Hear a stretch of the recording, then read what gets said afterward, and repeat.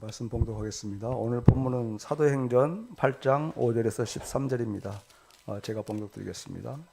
빌립은 사마리아 성에 내려가서 사람들에게 그리스도를 선포하였다. 무리는 빌립이 행하는 표징을 듣고 보면서 그가 하는 말에 한 마음으로 귀를 기울였다. 그것은 귀신 들린 많은 사람에게서 악한 귀신들이 큰 소리를 지르면서 나갔고 많은 중풍병 환자와 지체 장애인이 고침을 받았기 때문이다. 그래서 그 성에는 큰 기쁨이 넘쳤다. 그 성에 시몬이라는 사람이 있었는데 그는 마술을 부려서 사마리아 사람들을 놀라게 하며 스스로 큰 인물인 채 하는 사람이었다. 그래서 낮은 사람으로부터 높은 사람에 이르기까지 모두 이 사람이야말로 이른바 하나님의 위대한 능력의 소유자이다 하고 말하면서 그를 따랐다. 사람들이 그를 따른 것은 오랫동안 그가 마술로 그들을 놀라게 했기 때문이다. 그런데 빌립이 하나님 나라와 예수 그리스도의 이름에 관한 기쁜 소식을 전하니 남자나 여자나 다 그의 말을 믿고서 세례를 받았다. 시몬도 믿게 되었고 세례를 받은 뒤에 항상 빌립을 따라다녔는데 그는 빌립이 표징과 큰 기적을 잇따라 행하는 것을 보면서 놀랐다. 목사님께서 경계를 넘어서는 빌립이라는 제목으로 설교해 주시겠습니다. 할렐루야. 살아계신 우리 주의 이름을 찬양합니다. 우리 일본의 휴대폰 통신 회사 가운데에 라쿠텐 모바일이라고 있습니다. 라쿠텐 모바일.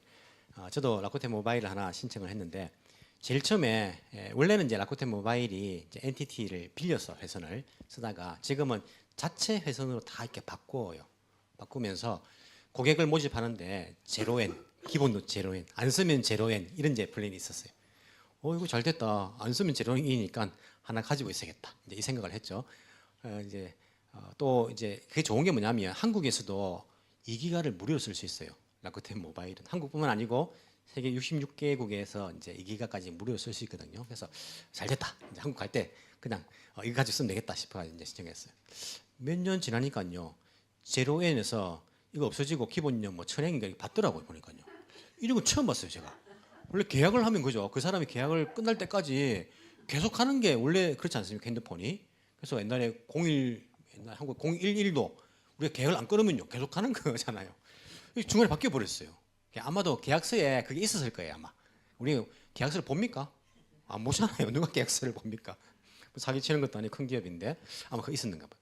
처음에 고객들 모으려고 흔히 말하는 꼬시려고 그렇게 했다가 자기들 손해 안 보려고 중간에 싹 바꾸면서 그래서 이제 해약하는 사람들도 있었지만은 또 뭐 이 정도면 뭐 외국에서도 쓸 수 있고 하니까 또 이제 이 정도면 이제 타입을 해서 쓰는 사람들도 있을 거예요. 아마. 이게 바로 여러분 비즈니스입니다. 제일 처음에 사람들을 모을 때에 달콤한 것을 주고 사람들을 모아가지고 빠져나가는 사람 빠져나가지만 그래도 자기들 손해 안 보게 좀 가지고 있는 거 이게 이제 비즈니스예요. 식당을 새로 개업하면 어떻습니까, 여러분? 맛이 좋습니다. 식당 새로 개업한다고 하면 신선한 그 재료를 쓰거든요. 써가지고 막 식당이 맛있어요. 한 1년 지나고 가보면 그 맛이 아니라 재료도 바뀌었고 아마 처음에는 조금 손해보더라도 아마 좋은 걸 썼는가 봐. 왜? 좋은 소문이 나야지 손님들 오니까. 그러다가 조금씩 바뀐 것 같아. 사람들이 그래도 이 가격에 이 정도면 적당하다 하면 안 빠져나가거든요. 그래서 그게 이제 사업이 사업. 우리가 어제 이제 생명의 삶 졸업 여행으로 여기 만요노 클럽 갔다 왔어요. 온천인데 왜 클럽인지 모르겠어요. 그래서 춤을 춰야 될 것 같은데 만요 클럽에 갔었습니다. 다들 좋은 시간 가졌죠, 그죠? 참 좋았어요. 사람 많을 줄 알았는데 사람도 많지 않고 좋았습니다. 제가 몇 달 전에 선교팀이 와서 일본 이제 온천 문화를 체험한다고 데리고 갔었거든요. 제가 보기에는 그때 좀 우리가 뷔페 점심 때 먹었는데 뷔페가 달라졌어요. 몇 달 전에는 부리가 있었어. 부리가 맛있었거든요. 어제 가니까 부리가 없어요. 없더라고 보니까. 그래서 어제 처음 간 사람들은요. 이 정도면 좋다라고 다들 만족했어요. 저도 보니까 이 정도 부리 정도 없는 거는 타협할 만하다 하고는 다시는 안 가지 이런 마음은 아니고 아마 처음에 손님 모으려고 와야지 사람들이 좋은 거 아니까 그렇게 한 거. 이게 여러분 비즈니스입니다. 사업이에요. 처음부터 여러분들이 막 손해 안 보려고 막 이렇게 맛없게 하면 사람들 나중에 뭐 맛있게 해도요 뭐 안 옵니다. 이게 여러분 사업이에요. 사업. 교회는요 사업이 아닙니다. 교회는 사업이 아니에요. 물론 종교 사업하는 분들도 있어요. 어떻게 합니까? 야, 교회 나오면, 교회가 아니지. 여기 나오면 해결된다. 너의 인생의 문제 해결된다. 연애 문제 해결된다.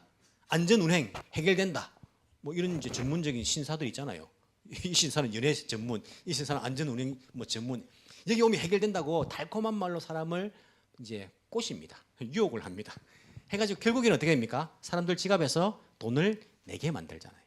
그래서 너무 또 심각한 이런 잘못된 종교는요, 전 재산을 다 막 빼앗아 버리고 막 그렇게 하죠. 사람들도 이렇게 속아가지고 그게 다 빼앗기잖아요. 이거는 사실은요, 건전한 종교가 아니고 뭡니까? 종교 사업이에요, 사업. 처음에 달콤한 말로 사람을 싹 꼬들게 유혹해가지고 그 사람 지갑 열게 만드는 거예요. 교회는 그런 데가 아닙니다. 교회는 그런 게 아니에요. 우리가 처음 교회 지금 보고 있는데 사도행전에 나온 처음 교회는요, 보면 자꾸 어떤 이야기 합니까? 박해에 관한, 핍박에 관한 이야기를 하고 있어요. 핍박을 받고 박해를 받고 이런 이야기를 계속하고 있잖아요. 물론 기적이 일어나고 병자가 낫고 이런 이야기도 있지만은 사도행전 교회가 처음 시작해가지고 기적 이야기는 간단하게 끝납니다. 간단하게. 한 절 정도로 끝나버려요. 오늘 빌립도 뭐 이런 박해가 한 절 정도로 끝나버리잖아요. 근데 박해 이야기는요, 자세하게 반복적으로 나옵니다. 베드로와 요한이 잡혀갔고, 12사도가 잡혀갔고, 스데반이 결국에 잡혀서 죽고, 이런 이야기들. 오늘도 박해가 일어나가지고, 큰 박해가 일어나가지고 사람들이 흩어지면서 막 떠나가야 했던 이야기들. 이런 이야기를 하고 있는 거예요.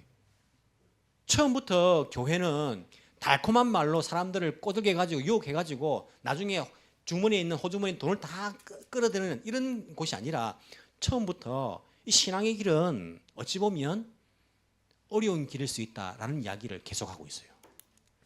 우리에게 말씀하시는 거잖아요. 교회는 이런 곳이다. 핍박이 있어도 그것을 뛰어넘는 것이다 라고 우리에게 말씀하고 있는 것 같아요. 누가 만약에 교회 나와가지고 여러분 어려울 수도 있어요. 인생이 더 힘들 수도 있어요. 교회 다닌다고 사람들한테 놀림 당할 수도 있어요. 그리고 교회 다닌다고 당신이 회사에서 승진 못할 수도 있어요. 그래도 좋습니까? 그래도 가시겠습니까? 이렇게 말하면 교회 올 사람들 아마 잘 없을 거예요. 아마. 그렇다 해가지고 우리가 달콤한 말로 사람들을 유혹하면 어떻게 됩니까? 중간에 사람들이 다 떠나가요. 에이 안 되네 하면서 떠난단 말입니다. 교회는 처음부터 사람들을 달콤한 말로 유혹하는 그러한 곳이 아니었습니다. 핍박받는 그런 모습을 우리에게 계속 반복적으로 보여줍니다. 이런 초대교회, 처음 시작한 교회가 핍박이 몇 년 갔을까요? 1년? 2년? 10년? 몇 년 갔을까요? 300년 갑니다. 313년 콘스탄틴 이제 황제에 의해서 기독교가 공인되기 전까지는 극심한 핍박에 시달렸어요. 그럼 생각해 보십시오.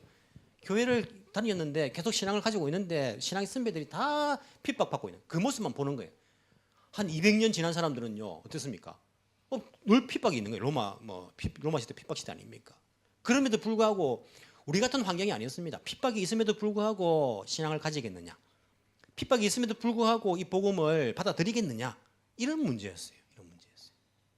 그럼에도 불구하고 그들은 계속적으로 오히려 핍박이 있을 때에 더 순수한 신앙을 가지고 믿음을 가졌던 것을 우리가 볼 수 있습니다. 오늘도 보시면요, 스데반이 죽은 일을 통해 가지고 우리가 읽지는 않았지만 1절에 보시면 큰 박해가, 큰 핍박이 일어나고 있는 것들을 볼 수 있습니다. 사람들이 어떻게 됩니까? 흩어지게 되는 거예요. 핍박을 피해 가지고. 누가 핍박한다 해가지고 잡아가라, 뭐 죽여봐라, 뭐 이렇게 할 필요는 없습니다. 핍박이 일어나면 어떻게 하면 됩니까? 도망가도 괜찮습니다, 여러분. 꼭 죽을 필요는 없어요. 물론 하나님께서 스데반처럼 순교의 제물이 되어야 되는 사람들도 있고 사도처럼 도망가지 않고 이 교회를 지켜야 될 사람들도 있습니다만은 우리가 핍박이 있을 때에 잠시 떠나 있는 것도 그게 잘못된 것은 아닙니다. 떠나갑니다. 흩어지게 됩니다. 그런데 사절에 보시면요, 흩어진 사람들이 뭐 합니까? 두루 돌아다니면서 말씀을 전하였다. 복음을 전한 거예요. 여러분 생각해 보십시오. 이 사람들은 지금 잡힐까봐 도망가고 있는 거예요. 도망가면 우리가 도망자의 기본, 여러분 도망 다녀봤습니까? 도망자의 기본 무엇입니까? 흔적을 남기면 안 되고 조용히 해야 돼요. 절대 알리면 안 돼요. 숨어 있어야 돼. 정말 친한 사람한테 가서 아무한테도 말하지 말라고 믿을 사람한테 가서 이렇게 도망 이렇게 하는 것이지. 도망 다니면서 자기가 막 이렇게 크게 떠들고 나 여기 있네 하고 그렇게 하면 됩니까 안 됩니까? 안 되는데 이 사람은 흩어지면서 뭐합니까? 말씀을 전해요. 이 복음 때문에 핍박을 받고 있는데 가는 데마다 복음을 전하고 있다니까요. 이 사람들이요. 왜 그렇습니까? 비록 환경이 상황이 좋지 않아서 우리가 도망가지만은 우리가 믿고 있는 이 복음이 엉터리가 아니라는 거예요. 우리가 믿고 있는 이 복음이 진리라는 거예요. 이게 잘못된 게 아니다. 우리가 믿는 것이 잘못되어서 우리가 지금 도망다니는 것이 아니다. 그들은 가는 데마다 주의 복음을 전했던 것을 볼 수 있어요. 어떤 복음을 전했을까? 어떤 말씀을 전했을까요? 복음은 목사님이나 전한 거 아닙니까? 그렇습니까? 아니에요. 복음을 전하는 것은 교회의 사명입니다. 모든 성도들의 사명이에요. 무엇을 전했을까요? 어려운데. 아니요. 이 사람들은요, 다니면서 여러분들이 기다리고 있는 그 메시아가 바로 예수입니다. 예수님이 바로 메시아입니다. 인류의 모든 그러한 죄악을 용서하시려고 오신, 해결하려고 오신 그 예수님이 바로 메시아입니다. 이 복음을 전했던 거예요. 어렵지 않지 않습니까? 여러분, 거창한 좋은 말 해야지, 많은 말을 해야지 사람들이 믿을 것 같습니까? 아닙니다. 그렇게 정성들여가지고 복음을 전해도요, 막 꿈쩍 안 하는 사람들 얼마나 많이 봤습니까?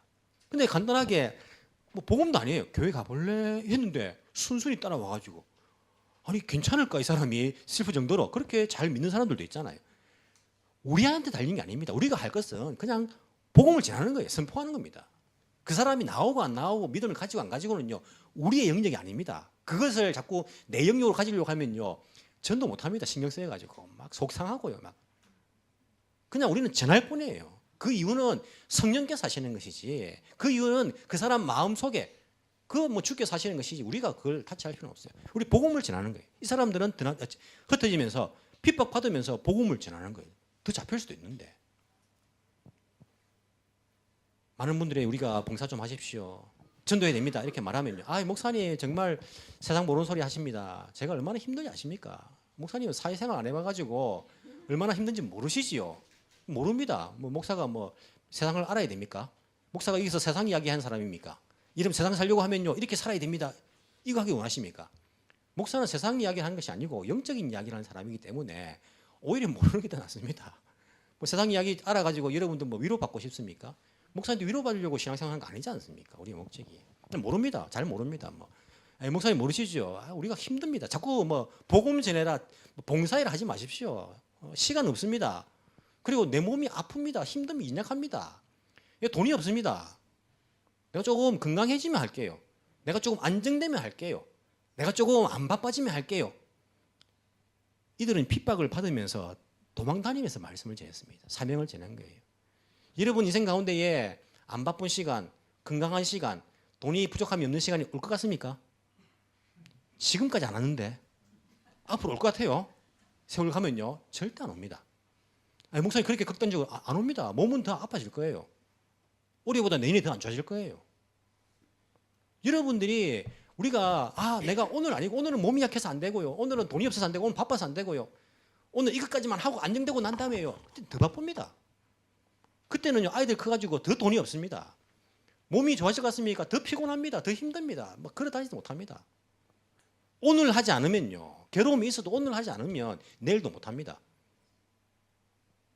내일은 우리 뭐 미래의 오늘이 내일 아닙니까? 오늘 안 하는 사람들은요 내일도 안 되는 거예요. 그냥 우리가 지금 있는 그 상황 속에서 복음을 전하지 않으면요 우리가 주를 위해서 우리 사명을 감당하지 않으면 내일이라고 해서 미래라고 해서 되는 것 아닙니다. 이들은요 도망 다니면서 복음을 전하고 있어요. 복음을 전하고 있습니다. 그 중에 한 사람인 빌립이 등장합니다. 5절 빌립. 자, 빌립이 누구입니까? 빌립은 예수님의 12제자 가운데 한 명이 빌립이라는 사람이 있어요. 베드로, 안드로, 야고보, 요한, 빌립 5번째 이름에 빌립이라는 사람이 나오지 않습니까? 이 빌립하고는 다른 사람입니다. 이 빌립은 어떤 사람입니까? 이 빌립은 바로 앞에 6장입니까? 거기 나왔던 구제하는 일로 일꾼 7명을 뽑는데 우리 보통 이제 7 집사라고 이렇게 간단하게 말하죠. 그죠? 7 집사 가운데 한 사람이 누굽니까? 빌립이에요. 바로 앞에 스데반 순교당하는데 순교당한 스데반 다음으로 이름 나온 것이 빌립입니다. 빌립인데 이 빌립은요 사도행전 21장에 보시면 전도자 빌립으로 소개합니다. 전도자 빌립으로 전도하는 사람이죠. 단지 구제만 하는 것이 아니고 전도자 빌립은 나오고 이 빌립이 다니다가 나중에는 가이사랴라는 곳에 정착을 합니다. 21장에도 나오고 오늘 8장 40절에도 나와요. 돌아 전도하다가 가이사라는 곳에서 정착을 합니다. 가이사라는 바닷가 쪽이에요. 가이사라 빌립보 말고 저 바닷가 쪽에 가이사라는 동네가 있죠, 그죠? 거기서 그 사도 바울도 거기서 이제 뭐 로마로 이제 가게 되는데 가이사라는 곳에서 정착을 한 사람이에요. 돌다가. 그리고 21장에 보시면 적어도 딸이 4명 있습니다. 적어도 4명이에요. 그 딸들이 4명의 딸들이 뭐였냐면 예언의 능력 있는 사람들이었어요. 예언의 은사들이 있는 사람들. 그렇게 21장이 나옵니다. 빌립이 복음 전한다고 돌아다니면서 가정을 돌보지 않은 사람이었을까요? 딸들 4명이 예언의 은사를 가진 사람이라니까요. 빌립은 가정교육도 어찌 보면 신앙교육도 확실하게 했던 사람인 것을 알 수 있어요. 이 빌립이 등장합니다. 근데 이 빌립이 어디에 가서 복음을 전합니까? 5절. 사마리아 성에 가서 복음을 전합니다. 여러분, 사마리아 성이 어떤 곳입니까? 유대인들은 사마리아 사람들을 개취급합니다. 이 개새끼들이요. 죄송합니다만은 그냥 뭐 개들 취급해. 개예요. 그냥 사람 취급 안 해요. 그래서 사마리아 사람들의 땅은 밟기도 싫어요. 멀지만은 삥 돌아갑니다. 삥 돌아가요. 그처럼 사마리아 사람들을 무시합니다. 아니 밥도 대화도 하지 않아요. 대화도 하지 않고 상종을 하지 않아요. 그런데 이 사마리아 성에 가서 빌립은요 복음을 전하는 거예요. 여러분 이게 간단한 걸까요? 간단하지 않습니다. 아니 어떻게 상종하지 않고 그리고 복음을 전하는 거 예수를 믿는 것만 해도 잡혀가는데 사마리아 사람들하고 상대를 했다? 더 위험한 짓이잖아요. 빌립은 사마리아 성에 가서 복음을 전합니다. 그리스도를 선포하였다라고 이야기합니다. 근데 빌립뿐만 아니고 베드로와 요한도 사마리아로 갑니다. 14절에 보시면요. 이들이 예수를 믿게 됐다는 것을 알고 베드로와 요한을 그들에게 보내고 베드로와 요한이 기도를 하니까 이들에게 성령이 임하는 것들을 경험하게 됩니다. 자, 이 정도 되면 사마리아 성 정도는 그래도 베드로와 요한 또 갔으니까 가도 괜찮은가 보다라고 짐작할 수 있어요. 왜냐하면 예수님께서 계실 때에 사마리아 성에 가셨어요. 제자들 베드로와 요한을 데리고 가시는 제자들 몇 명을 데리고 이 예루살렘에서 북쪽 갈릴리로 가시면서 사마리아를 들르셨다는 거예요. 그때에 예수님을 믿게 된 사람들이 사마리아에 있습니다. 그래서 제자들도 베드로와 요한도 사마리아는 우리 선생님도 예수님도 가셨기 때문에 괜찮겠지 하고 갔을 거예요. 빌립도 그렇게 사마리아 성까지는 그 경계는 넘어서기가 어찌 보면 그래도 수월하지 않았나라고 생각할 수도 있습니다. 빌립은 여기서 멈추지 않습니다. 26절 보십시오. 26절에 보시면 그런데 주님의 천사가 빌립에게 말합니다. 어떻게 해요? 일어나서 남쪽으로 나아가서 예루살렘에서 가사로 내려가는 길로 가거라. 그 길은 광야 길이다. 어디로 가랍니까? 예루살렘에서 가사로 내려가는 길로 가라는 말은 무슨 말입니까? 어디로 가라는 말입니까? 어렵습니까? 예루살렘에서 가사로 내려가는 길로 가라는 것은 어디로 가라는 말입니까? 가사로 가라는 말 아닙니까? 맞잖아요. 예루살렘에서 가사로 내려가는 길로 가라는 것은 가사로 가라는 말이잖아요. 물론 가는 길에 에티오피아 그 이제 재정부 장관을 만나게 됩니다. 에티오피아 그 이제 복음을 전하게 되죠.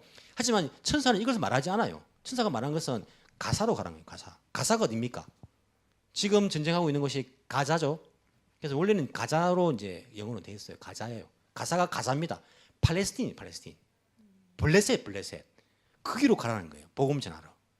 가다가 물론 에티오피아 사람 만나가지고 이제 복음을 이 에티오피아 사람은 유대교에 입문한 사람이에요. 예루살렘에서 내려가는 사람이기 때문에 이방인이지만은 유대교에 입문한 사람이라고 우리가 볼 수 있죠. 완전한 이방인으로 그렇게 취급하지는 않습니다. 빌립이 가사로 내려갔을까요? 안 내려갔을까요? 내려가는 길로 가라 했으니까 그쪽으로 그 이후에 갔을 거예요. 짐작이 아니고 40절 보십시오. 그 뒤에 빌립은 어디에 나타납니까? 아소도에 나타났다. 아소도가 어딜까요? 자, 팔레스타인, 블레셋은요 5개의 도시로 구성되어 있어요. 가자, 가드, 에글론, 아스글론, 에글론. 맞습니까? 에글론, 아스글론, 아소돗, 가자, 가드 이렇게 이제 5개로 이제 되어 있어요. 도시국가. 유나이티드 시티 오브 블레셋입니다. 유나이티드 시티즈 오브 블레셋이요.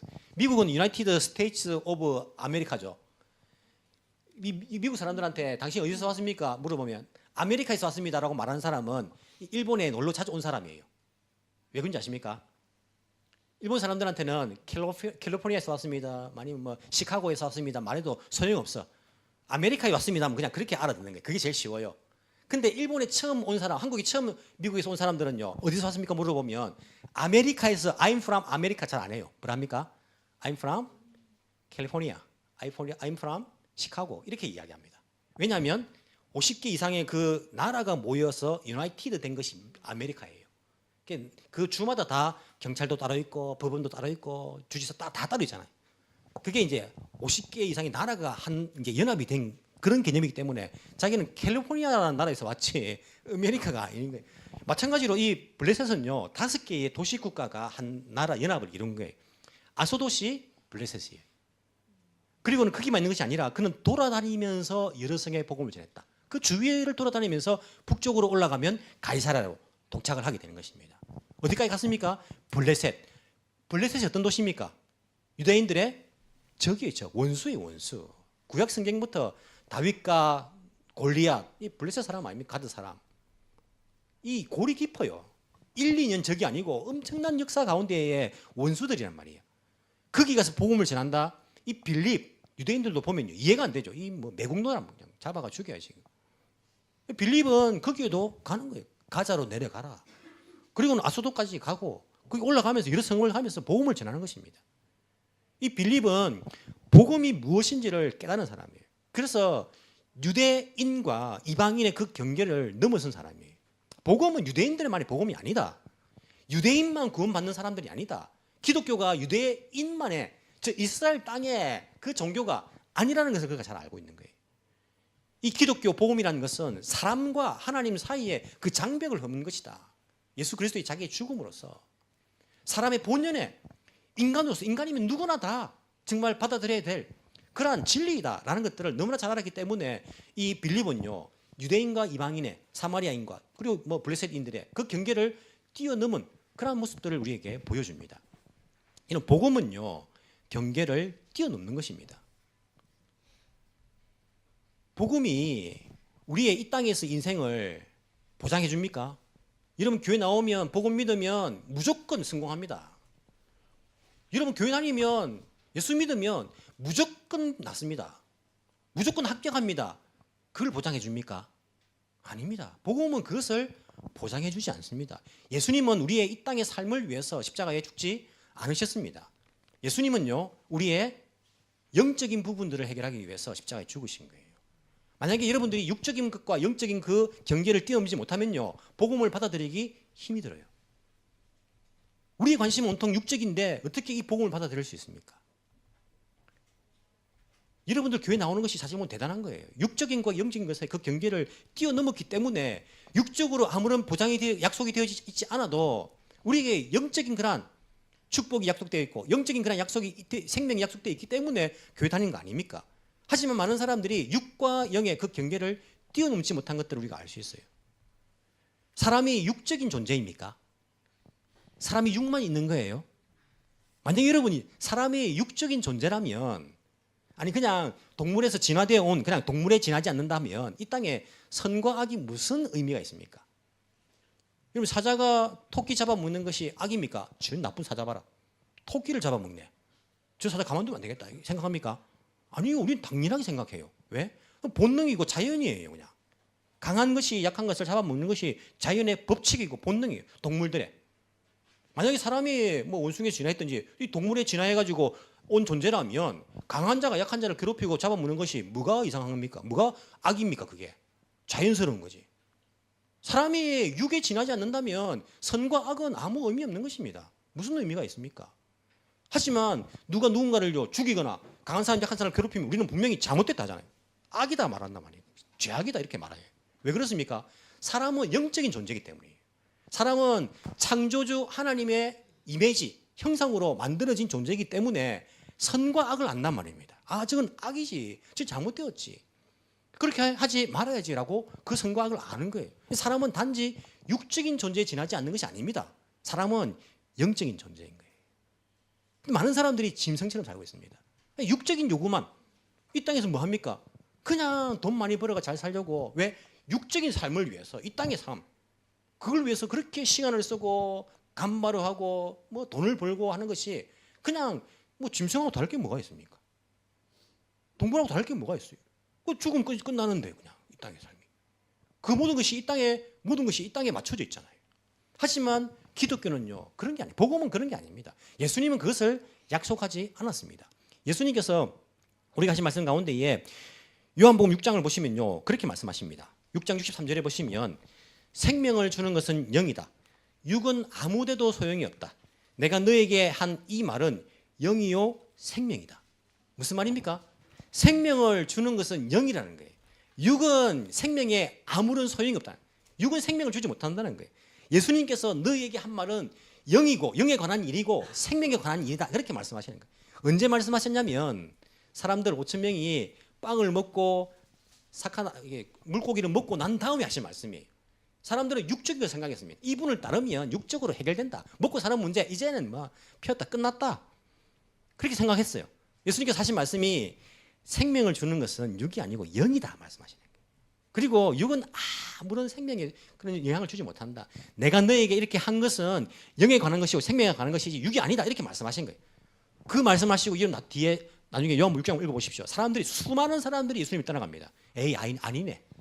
에이 기독교는 아니네. 교회 다녀봐야 내가 이 땅에 성공하는 거 아무 상관없네. 교회 다녀봐야 아픈 사람들 아프네. 교회 다녀봐야 내가 부자가 되는 것도 아니네. 실망을 느끼고 많은 사람들이 예수님 시대 때 떠나간 거예요. 왜냐하면 우리 기독교는요 육에 관한 것이 아니에요. 이 땅의 삶이 관한 것이 아니에요. 영에 관한 것이고 생명에 관한 것이에요. 이 과학 시대에 무슨 이야기 하느냐? 이거 너 다 속아가지고 머리가 어떻게 된 거 아니냐? 그걸 믿냐? 우주선이 지금 화성까지 가냐 마냐 하는데 이 과학 시대에 그걸 믿냐? 여러분 과학은요 그냥 창조주 하나님께서 만드신 그 세상의 법칙을 일부분 아는 것뿐이에요. 과학이란 것이. 과학이 생명입니까? 과학이 생명입니까, 여러분? 과학이 눈에 보이지 않는 바이러스 그 하나라도 생명이 여기지는 그 하나라도 만들 수 있어요? 과학이 생명을 만들 수 있습니까? 아니 아주 단순한 단세포, 세포 하나 가진 그 단세포라도 과학은요 생명을 창조하지 못합니다. 예수님께서 하신 말씀이 육은 생명을 창조하지 못한다는 거예요. 영에 관한 것이고 생명에 관한 것이다라고 말합니다. 이 육과 영의 경계를 뛰어넘지 못하면요 우리는 복음을 진정으로 받아들이기 힘이 듭니다. 저도 뭐 세례당해가지고 뭐 교회 다니면서 또 뭐 다 빼앗기는 거 아니냐. 사람들 다 육적인 생각을 하는 거예요. 우리가 세례당했습니까? 아니요. 세상 사람들이 세뇌당하고 있는 거예요. 이 땅의 삶이 전부라고 세뇌당하고 있는 것입니다. 육적인 것이 전부라고 그렇게 세뇌당하고 있는 거예요. 어릴 때부터 아이들한테 그걸 주입합니다. 돈 많이 벌어야 된다. 공부 열심히 해. 좋은 데 취직한다. 그래야지 안정되게 산다. 다 육적인 것. 자기들이 보면 세상 사람들이 세뇌당했어요. 그냥. 그래서 이 땅의 삶으로 끝나버립니다. 육의 생각은요 죽음으로 끝나는 거예요. 죽음으로. 하지만 영의 생각은요 살리는 거 아닙니까? 영원한 생명으로 이어지는 거 아닙니까? 세상 사람들이 보기에는 우리가 세뇌당한 것처럼 보이지만은요 저들이 세상 세뇌당한 거예요. 북한에 있는 사람들 여러분들이 세뇌당했습니까? 북한 사람들이 세뇌당했습니까? 북한 사람 세뇌당해가지고요 탈북한 사람들이 한 번씩 보이잖아요. 그래서 한국 가니까 막 정말 뭐 이 경험들 이야기합니다. 아무데나 갈 수 있고 비행기 타고 뭐 여행 갈 수 있고 유튜브에 나와서 막 이야기를 해요. 지금도 북한 사람들이 유튜브에 그걸 본다더라고. 볼 수 있는 사람도 있다더라고. 예, 어떻게 해가지고 보면 뭐라 생각합니까? 이 사람들 다 세뇌당했네 한국 가가지고 이 생각한다니까요. 다 거짓말이다 거짓말. 사실 누가 세뇌당했습니까? 북한 사람들이 세뇌당해가지고 지금 다 죽어가고 있는 거예요. 예수 믿는 사람들이 복음을 받아들이는 사람이 세뇌당한 게 아니라 우리는 영원한 생명, 영적인 것을 생각하고 있는데 육적으로만 살아가고 있는 이 세상 사람들이 어찌 보면요 세뇌당한 거예요. 영과 육의 그 경계를 넘어서지 못한 것입니다. 이걸 넘어서지 못하면 복음이 여러분 삶에 아무런 영향을 끼칠 수가 없습니다. 하나님을 기쁘시게 해드릴 수도 없습니다. 여러분 이 경계를 넘어서지 못하고 예수 믿는 모양을 낼 수는 있어요. 오늘 등장한 시몬이 어떤 사람입니까? 마술사, 전직 마술사예요. 자기는 뭘 좋아했습니까? 사람들에게 이야 스바라시 이 말 되게 좋아했어요. 위대한 사람이다. 이걸 막 듣기 좋아한 거예요. 육적인 거 아닙니까? 사람이 존경받는 거. 근데 보니까 빌립이 사람들을 막 귀신들을 쫓아내고 막 이런 기적이 일어나는 거예요. 자기도 신기해가지고요. 가서 말씀을 듣고 믿게 되고 이 성경을 보십시오. 세례까지 받습니까? 안 받습니까? 세례까지 받게 된다니까요. 이 사람이요. 12절 13절. 13절부터 나오죠. 그죠? 이 시몬이 믿게 되고 세례를 받은 뒤에 빌립을 따라다니면서까지 예수 믿고 세례받고 빌립을 따라다니는 교회 멤버가 된 거 아닙니까? 근데 이 사람이 어떻게 합니까? 베드로와 요한이 와가지고 기도하는 사람마다 성령이 내리는 걸 보고는요, 뭐라 말합니까? 돈을 내놓는 거예요. 나한테 팔아라는 거예요. 그 능력을. 그걸 팔아라. 내가 그렇게 되고 싶다. 뭡니까? 육적인 거예요. 육과 영의 경계를 넘어서지 못한 것입니다. 그게 무슨 일인지 몰랐어요. 아, 저 능력을 내가 돈으로 사면 내가 더 위대해질 수 있겠구나. 사람들이 나를 존경할 수 있겠구나. 이 땅에서의 삶, 이 땅에서 존경받는 것, 성공하는 것, 이것만을 생각. 그 모양은 예수 믿는 것처럼 보이지만은요, 영적이지 못한 거예요. 육에 사로잡혀 있는 것입니다. 여러분, 예수 믿어도요, 교회 다녀도 기도 내용이 다 육적인 사람들 얼마나 많아요. 기도 내용이 100% 그냥 뭐 이 땅에서 내가 성공하는 것, 합격하는 것, 병 낫는 것, 뭐 이런 것밖에. 물론 그것을 할 수 없다는 말은 아닙니다. 할 수 있어요. 하지만 우리의 가장 궁극적인 건 뭡니까? 영적인 것. 하나님 나라가 이 땅에 오는 것. 하나님 뜻이 이루어지는 것. 우리가 우리 꿈 이루려고 교회 왔습니까? 아니지 않습니까? 창조주 하나님의 그 뜻을 이루기 위해서 교회 다닌 거 아닙니까? 그러면 기도가 그게 주를 이루어야지요. 하나님의 뜻이 이루어지게. 하나님 나라가 이루어지게. 근데 100% 우리는 다 육적인 그런 기도 제목으로 우리 기도가 가득 차 있다면 시몬에 지나지 않습니다. 시몬이 지나잖아요. 세례받고 교회 다니지만은 역시 내 눈은요, 육적인 것에 사로잡혀 있어요. 넘어가지 못합니다. 우리가 육과 영의 경계를 넘지 못하면요, 정말 복음을 받아들였다라고 말하기 힘이 듭니다. 시간이 많이 갔지만 여러분, 로마서 8장을 잠시만 한번 보고 제가 마무리를 하겠습니다. 로마서는요, 바울이 기록한 거예요. 여러분, 오늘 본문에 핍박의 선동에 누가 쓰냐면 사울이라는 청년이 나옵니다. 그 사울이 원래 바울 같은 인물이에요. 이스라엘 이름은 사울이고 헬라 그리스 이름은 바울입니다. 이 바울이 육적인 사람이에요. 영적인 것을 아무것도 몰랐습니다. 하나님의 뜻을 깨닫지도 못하였고 육적으로 그냥 그리스도인들을 잡아 가두는 거예요. 핍박하는 겁니다. 그런데 이 사도 바울이 나중에 영적으로 예수님 만납니다. 예수님 만나잖아요. 복음을 받아들입니다. 그리고는요, 깊이 있게 깨닫게 됩니다. 아, 내가 육적으로 살았구나. 깨닫게 되는 거예요. 그리고 그가 로마 교인들에게 보낸 편지가 로마서 아닙니까? 로마서 8장에 보시면요, 그가 영과 육에 관하여서 너무나 잘 이야기해 주고 있습니다. 8장 4절. 로마서 8장 4절. 제가 천천히 한번 읽어보겠습니다. 그것은 육신을 따라 살지 않고 성령을 따라 사는 우리가 율법이 요구하는 바를 이루게 하시는 것입니다. 율법이 요구하는 것이 무엇입니까? 육적인 것 아닙니다. 사람들 오해했어요. 내가 육적으로 지키는 것 아니요. 영적인 것입니다. 하나님의 마음을 깨닫고 하나님의 마음을 우리가 그렇게 이루어드린 것이 율법을 지키는 것입니다. 5절, 육신을 따라 사는 사람은 육신에 속한 것을 생각하나 그렇지 않습니까? 육신에 속한 사람은요, 생각이 늘 욕심적인 거예요. 뭘 먹을까? 어떻게 하면 내가 편할까? 어떻게 하면 내가 어떻게 10년 뒤, 20년 뒤가 더 편하게 살 수 있을까? 육적인 것만 막 생각하는 거예요. 하지만 성령을 따라 사는 사람은 성령에 속한 것을 생각.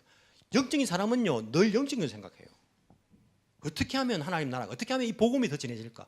어떻게 하면 내가 이 땅에 살아가는 동안 하나님의 뜻을 이룰까? 나에게 주어진 그 사명을 생각합니다. 영적인 것을 생각합니다. 6절, 육신에 속한 생각은 죽음입니다. 여러분, 육적인 것을 생각하고 살아보십시오. 이것은 죽으면 다 끝나는 거예요. 여러분 지금 생각하고 있는 육적인 모든 것이 죽으면 다 끝납니다. 이거 중에 있습니까? 서울대 가보십시오. 죽으면 끝나는 거예요. 그냥 그거 다. 50억, 100억을 보십시오. 죽으면 끝나는 거예요. 다. 육적인 것은 결국에 죽음으로 다 끝나버립니다. 그러나 성령에 속한 생각은 생명과 평화입니다. 영적인 것은요, 영원한 생명으로 이어집니다. 하나님과 우리 사이의 화평, 평화입니다. 평화를 이뤘기 때문에 영원한 생명으로 죽음 이후까지 이어지게 될 것입니다. 끝나지 않습니다. 죽음으로. 7절, 육신에 속한 생각은 하나님께 품는 적대감입니다. 여러분, 육신적인 생각하면요, 하나님의 뜻을 따라 사는 게 아닙니다. 하나님의 반대편에 서 있는 것입니다. 육신적인 그런 생각은, 육만 생각하는 것은, 그것은 하나님의 법을 따르지 않으며, 하나님의 법은 하나님 말씀 아닙니까? 또 복종할 수 없습니다. 복종할 수 없지요. 이 세상 것 생각해 보십시오. 육적인 생각하는데 어떻게 하나님 말씀 복종합니까? 손해보는데요. 말도 안 되는데요. 놀림 받는데요. 성공하지 못하는데요. 따를 수 없습니다. 8절, 육신에 매인 사람은 하나님을 기쁘게 해드릴 수 없죠. 육신적인 생각만 하는데요. 그러나 하나님의 영이 여러분 안에 살아계시면 여러분은 육신 안에 있지 않고 성령 안에 있습니다. 그러든지 그리스도의 영이 없으면 그리스도의 사람이 아닙니다. 여러분 속에 그리스도의 영이 없으면요, 영적인 것이 없으면요, 여러분들은 진정 믿는다라고 말할 수 없습니다. 10절, 또한 그리스도께서 여러분 안에 살아 계시면 여러분의 몸은 죄 때문에 죽은 것이지만 영은 의 때문에 생명을 얻습니다. 여러분 예수의 영이 있으면 생명을 약속받습니다. 예수를 죽은 사람들 가운데 살리신 분의 영이 여러분 안에 살아 계시면 그리스도를 죽은 사람들 가운데 살리신 분께서 여러분 안에 계신 자기의 영으로 여러분의 죽을 몸도 살리실 것입니다. 여러분 몸의 부활이 단순히 육신의 부활이 아닙니다. 우리 속에 그 살리는 영이 계시기 때문에 몸이 부활하는 거예요. 결국엔 살리는 것은 영이지 육이 아니라고 말씀을 하는 것입니다. 그러므로 형제자매 여러분, 우리는 빚을 지고 사는 사람들이나 육신의 빚을 진 것은 아닙니다. 우리는 육신을 따라 살아야 할 존재가 절대 아닙니다. 13절, 우리가 육신을 따라 살면 어떻게 됩니까? 죽을 것입니다. 육신으로 살면 결국엔 죽음으로 끝납니다. 하지만 여러분이 성령으로 몸의 형실을 죽이면 살 것입니다. 생명이 주어질 것입니다. 14절, 하나님의 영으로 인도함을 받은 사람은 누구나 다 하나님의 자녀입니다. 여러분이 하나님의 영으로 인도함을 받지 않으면요, 하나님의 자녀가 아니란 말이에요. 육적인 것만 생각한다면. 여러분 또다시 두려움에 빠뜨리는 종살이의 영을 받은 것이 아니라 자녀로 삼으신 영을 받았습니다. 다른 종교 보십시오. 왜 종교 생활을 합니까? 두려움 때문에. 두려움과 불안 때문입니다. 미래에 대한 불안함과 어떻게 될지 몰라 두려움 때문에 그게 다니는 거예요. 하지만 우리는요, 두려움과 불안 때문에 다니는 거 아닙니다. 육적인 것 때문에 다니는 거 아니에요. 위에 하나님께서 이 두려움과 불안하는 것은 사탄이 주는 것이라 했습니다. 하나님의 영이 주는 것이 아니라 했습니다. 이 세상 사람들은 그 두려움 속에 사는 거예요. 여러분이 육신의 것을 따라 살면요, 또다시 두려움과 불안 때문에 그 속에 살아갈 거예요. 어떻게 될까? 불안해가지고 두려워가지고. 하지만 그게 아니고 하나님께서 책임지는 하나님의 자녀입니다. 바로 그때의 그 성령이 16절 우리의 영과 함께 우리가 하나님의 자녀임을 증언하게 될 것이고 예수님과 함께 상속자가 될 것이다. 즉 생명을, 하나님 나라를 약속받게 될 것이다 라고 이야기하고 있는 거예요. 여러분 육과 영의 그 경계를 넘어서기 바랍니다. 이 말씀을요 깨닫기 바랍니다. 육적인 것을 위해서 여러분 인생을 다 허비하지 마십시오. 우리가 육적인 생활을 하는 것도 다 영적인 것이기 때문에 먹고 마시고 무엇을 하든지 간에 하나님의 영광이나 그 영적인 것 때문에 하는 것이지 단지 이 땅에서 육적인 그런 소욕을 위해서 살아가는 것 아니라는 것들을 기억하시기 바랍니다. 그럼 그것은 다 죽음으로 끝납니다. 허무합니다. 허무합니다. 예, 그러면 복음은 괴로운 소식입니까? 복음은 복된 소식, 기쁜 소식인데 괴로운 소식입니까? 아니요. 오늘 우리가 읽었던 8장의 8절인가 보시면요, 그 사마리아 성에 큰 기쁨이 충만했다 했어요. 큰 기쁨이. 복음은 기쁜 소식입니다. 하지만 여러분 이 기쁨이 어떤 기쁨일까요? 이런 맛있는 거 먹으면 이제 이 미각, 오이시, 이 기쁨일까요? 이런 감각적인 기쁨일까요? 막 내 피부에서 느끼는 촉각적인 그런 감각적인 이런 기쁨일까요? 막 그런 기쁨을 약속하십니까? 아니요. 지금까지 여러분들이 느껴보지 못한 영적인 기쁨이에요. 이 세상에 사로잡혀가지고 늘 불안하고 염려하고 두려워했던 그런 마음이 아니고 이제는 이 세상의 육적인 것을 벗어나서 정말 내 속에 있는 어떤 괴로움과 풍랑이 있어도 요동하지 않는 그 마음의 평안 아닙니까? 그 기쁨 아닙니까? 이런 기쁨의 소식이지 감각적이고 육적인 그런 쾌락적인 그런 기쁨을 우리에게 약속하는 거 아니잖아요. 그런 의미에서 복음이 아니잖아요.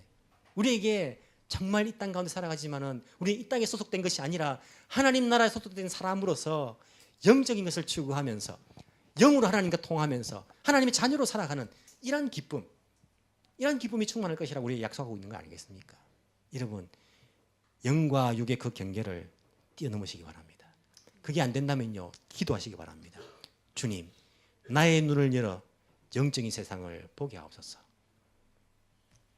정말 중요한 것을, 영적인 것을 추구하면서 하나님 기뻐하시는 그런 복된 소식을 전하는 그런 사람으로 살게 하소서 라고 나아갈 수 있는 하나님의 영적인 사람들이 되기를 간절히 소망합니다. 기도드리겠습니다. 사랑과 은혜가 풍성하신 하나님 아버지 감사합니다. 우리를 선택하여 주시고 예수님을 통하여서 생명을 허락하여 주시니 감사합니다.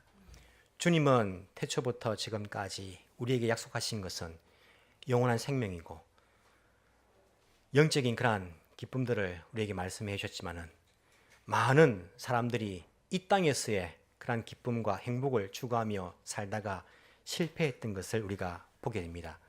주님, 우리의 시각이 바뀌길 원합니다. 영적인 눈이 열려지길 원합니다. 지금도 어디에서 부자가 되는 방법을 또 집회한다 하면 거기에 관심을 가지고 쫓아다니는 사람들이 얼마나 많습니까? 주님, 우리가 추구하는 것은 육적인 것이 아니라 이 땅에서의 성공이나 이 땅에서의 행복이 아니라 죽음으로 끝나지 않는 그 이후의 세상 가운데에 영원한 그 기쁨과 영원한 생명을 위해서 우리가 예수 그리스도를 믿고 소망하며 살아간다는 것들을 이 시간 고백합니다. 주님, 우리의 믿음이 흔들리지 않게 도와주옵소서. 이 세상이 자꾸 우리를 두려움과 불안함으로 쥐흔들 때가 많습니다. 주님, 그럴 때마다 우리에게 평안 주시는 예수님께서 우리와 함께 하시고 예수 그리스도의 영이 우리를 올바른 길로, 화평의 길로 인도해 주시기를 간절히 소망합니다. 주님, 사람을 미워하고 질투하고 우리가 그렇게 육적인 것에 넘어지지 않도록 도와주시고 그 이후에 있는 그런 영적인 세력들을 잘 분별하여서 진정으로 하나님을 사랑하며 진정으로 이웃을 사랑하며 살아갈 수 있는 저희들에게 주여 인도하여 주옵소서. 아직 부족한 면들이 많지만은 우리의 영적인 눈들이 조금씩 열려져서 참된 기쁨과 소망을 날마다 새롭게 맛보며 살아갈 수 있는 저희들에게 주여 인도하여 주옵소서. 감사하신 예수님 이름으로 기도합나이다. 아멘.